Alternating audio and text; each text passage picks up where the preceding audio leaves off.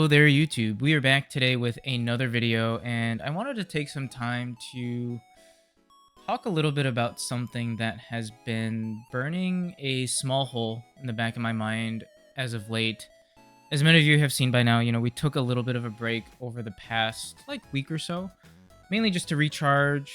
I had to take care of some life stuff as well, which also gave me and allowed me some time to think and reflect on my content creation journey, which, that's a whole nother video for another day, but that's truly been amazing. And we honestly have no one else to thank for it outside of you guys. So to everybody tuning in, as always, thank you for making this journey really, really special.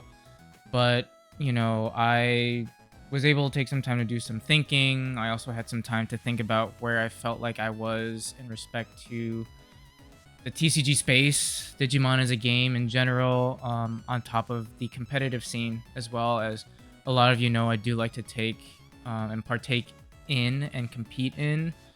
And, overall, after taking some time and thinking about things, I did come to the conclusion that I am pretty burnt out. And this is something that was hard for me to accept at first. For those of you who know me pretty well, I tend to just keep on chugging and keep on going, and accepting that I needed some time to take a break was something that was pretty hard for me. Not going to lie, but I do think it was something that was necessary and something that was just good for my mental in general. And when we talk about the burnout, right, I do think that there were several factors that played a role into that, all ranging from various different aspects of my life, on top of TCGs and content stuff that have accumulated into me feeling in this particular type of way. Now, that all being said, I did miss making content for you all, and I think even if it was just for the past week-ish, right? That's not necessarily a long hiatus, but I did miss it, right? And I think at the end of the day, not just myself, I think I speak for everybody in the channel too, that you guys are truly the reason that we keep doing what we're doing, and the community and the game is really what keeps drawing us back and doing what we do for you all, and it's definitely one of the biggest driving forces, me personally, that I have when it comes to, putting in the grind, putting in sort of the effort into doing these videos for you guys. So again, you guys are such a huge part to this, and, I love you guys, and that's sort of why I keep doing what I'm doing. So it'll keep drawing me back to some degree, but eventually I do think that I will take a step back from the game as well as content creation in this space. And I do think that day is coming a lot sooner than I thought it might have initially. But all doom and gloom aside, however, before that day comes, right, I would like to start this conversation of where are we going from here?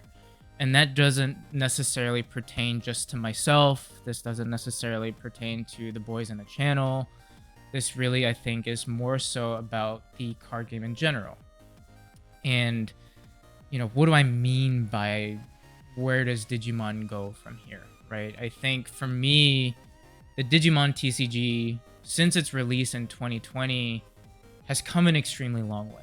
And I think its longevity in the TCG space should speak volumes to the quality of the game at its core.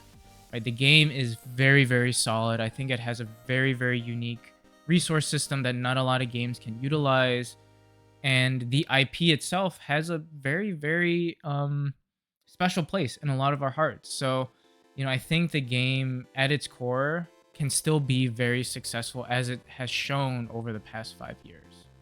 However, despite all the success, I think I can confidently say that I'm not the only one in the community who feels like the game is in a pretty tenuous spot, regardless of all the positives. And to some degree, you could even say it's starting to fade away.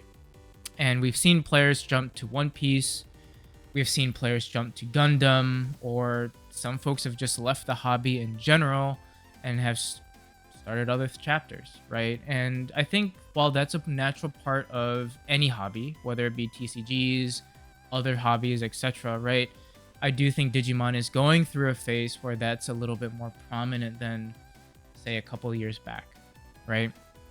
Um, the game itself also has reached a level of staleness that I think we haven't seen in quite some time. So I think all of these factors coming into it, we've seen a little bit of a diminishing of the Digimon community over the past, I'd say, few months. And I think we, as content creators, not just ourselves, but speaking to other creators in the space, we've all felt this to some degree, and we've all have felt this sort of content burn as well, you know. And I don't want to speak for anybody else, but you know, for the folks that I have talked to, like they have definitely felt similar ways to what I have, you know, during this period of time. Now, I don't want this video, nor do I want this potential series to be about, you know, my personal grievances with the game or make this like a rage clickbaity type of video. What I do want to do rather is to have this be a start as, like I said, maybe a series where we all can have a conversation with each other within the community about how we can come together and help make the changes that we want to see within the game a reality, right? How we can come back as a group and try to find the reasons that we love the game initially and really help the game flourish in a really difficult time. And I think we can do that, you know, and I think Dallas Card Fest was a huge example of some of the negative aspects that have accumulated, not just within Digimon, but I think within the TCG space in general. And we saw a lot of emotions come out to the forefront, and we saw a lot of feelings that a lot of people had, both good and bad, about where we're at in this space. And I wanted to hopefully culminate that, bring everybody together so that we can, you know, figure something out, right? And the hope is that you know, maybe we can use Hyper Coliseum as a platform to be a voice for the community, gather ideas, be like a commonality hub where people can come in, have discussions, we can culminate a list and start putting ideas together that would help implement some of these changes that we would like to see to help improve the game to be in a better space for all of us and be something that we can keep going for many years to come. And I think before we keep going on with all this, I did want to give a huge shout out to my buddy Austin, who messaged me actually about this sort of idea, and helped give me the confidence and the inspiration to help make this sort of thing happen. So, you know, this idea really spawns from our discussions and him sort of giving me that support. So thank you, buddy. I appreciate you, and hopefully this is the start of, you know, a little bit of something special here. But that being said, right, you know, another reason I felt like this is something pertinent to do was that Bandai has shown that it's willing to hear us out in the past, and while they may not fix things 100%, they have done a pretty good job, at least in my opinion, of at least fielding our concerns, looking at it, and doing the best at meeting us somewhere in between, right? And I think they do realize the fact that we ran as a card game so that other games of theirs could fly. You know, they had DBS, but DBS honestly has always been up and down, I think is the best way to put it. Digimon, I think, was one of their biggest successes in recent years, and I think really laid the foundation for games like One Piece and Gundam, and, you know, bringing Union Arena over to the States as well. So I think they respect that, and I think they do care deep down about us, and I think it's really up to us now to, like I said, come together as a community and see what we can do as a group. And, you know, now that we're into the meat of the video, right, I think we've spent a decent amount of time introducing the concept of this series, so I'm not going to have a whole lot of time to really delve into some more of the issues on my list, or all of the issues on my list for that matter. But what I'm going to do is go ahead, try to highlight a few to hopefully help get the conversation started. And like I said, give you guys an idea of what this series is supposed to be about. And I don't know how long the series is going to be, like I said, but hopefully it's something that we can grow together. And I think one of the first big issues that I did want to talk about was, especially in recent months, I will say, is that for me, there's been a bit of an oversaturation in the TCG space. particularly from a Bandai's perspective. If we look at games that we have now, right, we've got Digimon, we've got DBS Fusion World, we have One Piece, we have Union Arena, and now we've got Gundam, who I think has really started to take root into the player base and is seeing a lot of well-deserved success. Because I do think it is a well-developed game, and Bandai has definitely put in a lot of resources to help it succeed. So I think Gundam for sure is going to be one of the staple like IP lines that they're going to be using, right? So while 5 different games may not feel like a lot, it definitely is very difficult to sustain when you have a ton of different products dropping almost like every single month, right? Like for us in Digimon, we had EX10 release about a month ago. Next week is pre-release for BT23. BT23 comes out and BT24 is around the corner. EX11 will then be around the corner.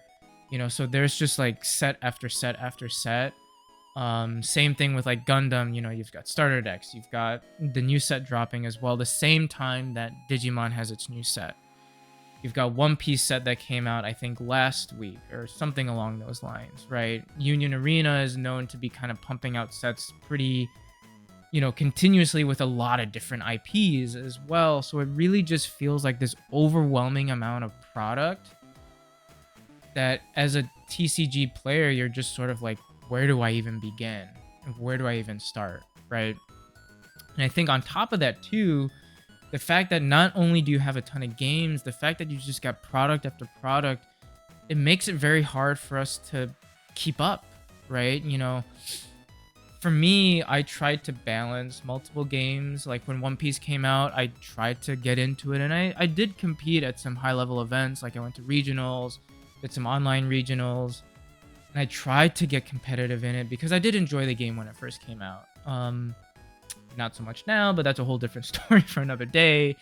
But I did try to balance the two, and I just couldn't commit the time, commit the money to being a consistent presence in both games, right? Many a times it felt like I had to pick one or the other, particularly when it came to like locals and work and marital responsibilities, life responsibilities. Committing like 3 to 4 days a week to locals just wasn't possible for me, right? And I've seen this issue come up with Gundam, which I've tried to get into, but I just find it very hard to compete at a high level at Gundam, because it's like, well, I still have to do Digi. I still want to commit to Digi. I don't know if I could feasibly commit to 2 competitive card games. It's just very, very tough for me in my particular space right now, right? And I'm sure there are people who could balance both, multiple ones, and still do fine. It's just for me, that's where my gripe is, right? There just feels like there's just too much going on, and it's really hard to commit to more than just one. So my hope is that Bandai will try to slow things down, over the next year. I'm hoping that, we may slow down in terms of like new game releases over the next year to year and a half. I'm not going to speak to that because I think once we start going on to like a business and like economics level, I think that goes a little bit over my head and way over my level of expertise. But I do think right now there is an oversaturation in the market, and that has definitely hurt some of the players and affected it that way. And my second point kind of goes back to when I alluded to the competitive scene, right? And I do feel like in particular with Digimon, this is something that can be sorely improved upon on multiple levels.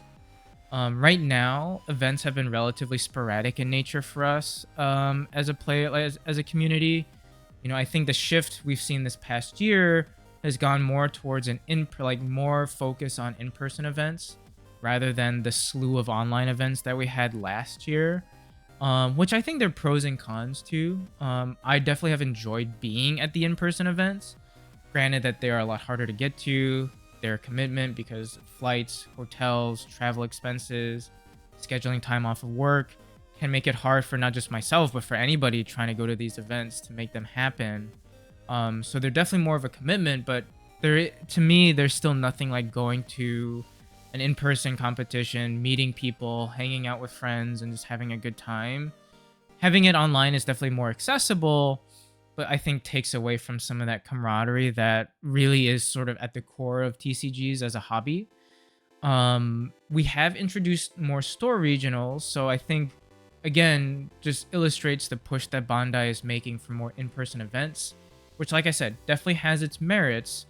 But if you look at season 2 this year, which is going to be starting within the next couple of weeks, we have 1 month of store regionals, which is the entirety of November, and they definitely didn't make it like super accessible. And I think personally, I feel like there's less this time around. And they definitely made the lottery system a little bit different, where you may not get to all the ones that you applied to, so that accessibility factor definitely dropped with the store regionals. I think this time around you'll have 1 or 2 in-person regionals between December and Cardfest in February. Granted, there may be more on the way that will be announced at a later date, but for right now, you've got store regionals and like maybe 1 or 2 regionals. That seems pretty low in terms of like capacity for events, right? Granted, I know that there's again expenses and allocations and staff issues that you need to sort out in organizing events. I'm not saying like it's super easy to just make an event, right? But it does seem like a low event count compared to like what we had in season 1 and in previous years. So I definitely think that that's a bit of a like it leaves a bad taste in the players' mouth, because if you are a competitive player and you really want to make it to Nats, you kind of have like 3 events realistically, 3-4 events that you have at most into making your slot. I like how they made the last chance qualifiers, and I think my assumption is that they're going to do it again in Vegas for Cardfest Part 2. So that's definitely a nice addition, but it definitely hurts the accessibility to the competitive scene, right? Another part of the competitive scene that has come under fire a lot recently has been the pricing. Most recently, the event packs that we had for Wave 2 have been relatively lackluster as well, and very, very underwhelming. And I think this also plays a pretty big role in sort of the lack of motivation that players have when they're entering these events. When you take into account how like high rolly the meta is, and like I mentioned, how much of a commitment and an investment it is to go to these events, to go and get your participation and see that your event packs consist of cards that are not particularly relevant to the meta, not very worthwhile, or just like not played at all, right? It feels really bad, because these cards are going to be like a few bucks at most. And it's like, this isn't all about monetary value, but it does feel a little bit better if, yeah, you go to the event, you pay your participation, maybe X3 bubble out or not have a great day, but you're like, look, at least out of my pricing, I got like a solid $40 card or a $20 card or whatever it may be, right? That's a staple in the meta. I can use as a quote unquote alt art and help bling my deck out a little bit, flip it for some extra cash or store credit or whatever, right? It feels bad when your pricing is just sort of meh and lackluster, because not only did you not do well at the tournament, you look at your pricing and it's like, cool, I probably could have bought a whole place set and still spent less than what I did just now, right? So I think if they bump the pricing up a little bit to have cards that are like more meta relevant, in need of reprints, or just more sought after, I definitely think that they're gonna draw more people into their events. Like, I loved that event pack with like the promo Shadras, the X Antibody Protoform, had those cards like Rivals Barrage, had cards that were relevant, that people use, that people could really make use of, right? Analog Youth was another one. The most recent event packs with all the Liberator stuff, not so much, right? Like, that's a pretty piss poor event pack in all honesty. And if they take those and just improve upon that, and maybe look at cards that folks don't have much access to, like EX6 cards, for example. Like, I'm sure Lucemon players would love to have like EX6 Lucy reprinted, or Again, Protoform is still one of those cards that we would love to have reprinted. Hexablow, secret rares that are still like $20, $25 unnecessarily so. If they get a reprint, makes the game so much more fun for a lot of people and also makes it feel worthwhile to participate in these events, particularly when you're only offering it as a top 16 prizing to get your qualification. I think the system is good. Don't get me wrong. I do think that rewarding the top 16 players in that system is still a very, very solid means of handing out invites to our top players. But I think there are ways to maybe freshen it up a little bit. And again, this is a shout out to Austin, who sort of bounced this idea off of me. And I'm like, honestly, I was thinking about the same thing as well.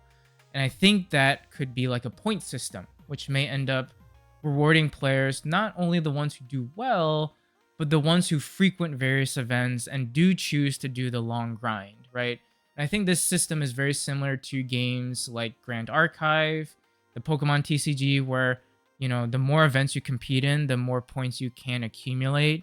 Obviously, the better you do, the more points you'll get. So it's not like you just sign up for every event and you guarantee a spot.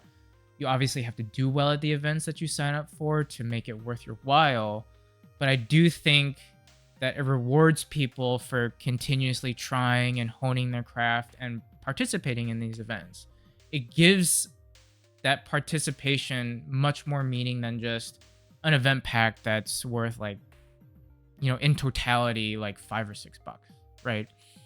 And I think it'd be pretty interesting. Obviously, you've got to look at the structure of that point system to say, well, like, how do you determine how many points you get depending on player cap size, the size of the event, how accessible it is. Like, there's a lot of different factors that play into account. Like, for example, I know Grand Archive, I think, does it off of like how many players are in the event. So like webcam events that happen weekly count, and you can get points for participating in that, and other things like that. So I think it's an interesting concept. Obviously, we'll have to get fleshed out if that's a route that is seriously looked at, but I think it'd be curious. I would be curious to see where that system could go. There's probably going to be some cons to it for sure, as with every system, right? But I do think it's something that could be worthwhile looking into. And I'm gonna cut it here, mainly because this video could get very, very long with all the different things that we could be discussing, but I hope that you all get an idea for the types of ideas and discussions that I'm hoping to spark with this video and with this series. To me, I truly don't think there are any like dumb or stupid ideas. I'm really all more about the discussion, and like I said, like, I love the game, I love the community, and I know that eventually I will probably step away from this, but I do want to give back to the community and to a game that really helped me out a lot in my life. I think, again, a whole different story for a whole nother day, but this game really helped me get out of a dark spot in my life, and the community was a big part of that too. And I just want to give back, and I want to make sure that this game gets the love that it deserves, that the players get the love that they deserve, and I want to see this game flourish for as long as we can make it, right? So let me know. Please drop comments down below to see like what other ideas that you have. I want to help kind of compile a master list of ideas, discussions, and use these videos as documentations of different ideas that we have, so that when Bandai does roll out these surveys, we have representatives come in and we talk to people like Cardfest, we can say, hey, this is what we have, this is what we have on the table, and these are things that we want to see moving forward, and hopefully we can grow the game in that way. So hit me up, hit us up on the Discord, which I will link down in the video description below. Let's all come together and let's take this game to the next level. Thank you all for tuning as always. I appreciate you all, and hopefully we catch you on that next video. Bye-bye.